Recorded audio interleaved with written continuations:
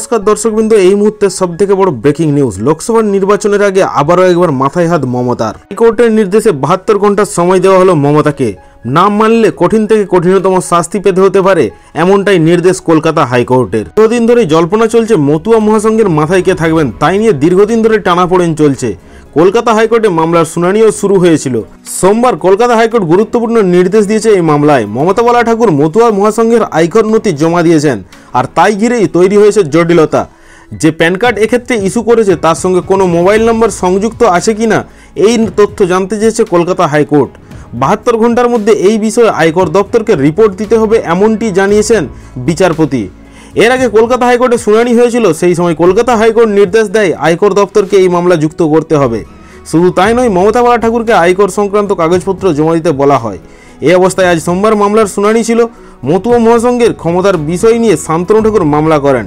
শান্তনু ঠাকুরের আইনজীবী আদালতে জানান, মতুয়া মহাসংঘ দায়িত্ব দেয়নি, বড় মা বীণাপাণি দেবী মমতা বালা ঠাকুরকে দায়িত্ব দিয়েছিলেন বলে দাবি।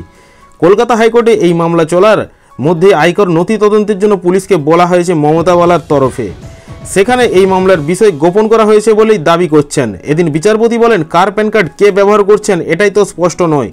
মমতা বালার তরফে জানানো হয় 23শে মার্চ মহাসংঘের ট্রাস্টের প্যান কার্ড হারিয়ে গিয়েছিল। এই নিয়ে 24শে মার্চ থানায় অভিযোগ জানানো হয়েছে।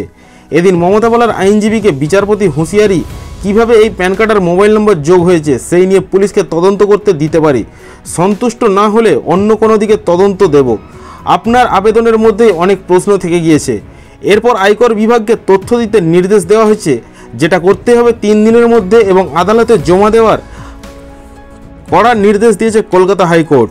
যার ফলে মমতা বালা ঠাকুর পড়ে গিয়েছেন দারুণ চাপে। আর নির্বাচনের আগে আস্তে আস্তে করে তৃণমূলের সমস্ত নেতা মন্ত্রীদের এক এক করে এইভাবে ঘিরে ফেলছে বিজেপির নেতারা। কি হবে এরপর দেখার বিষয়।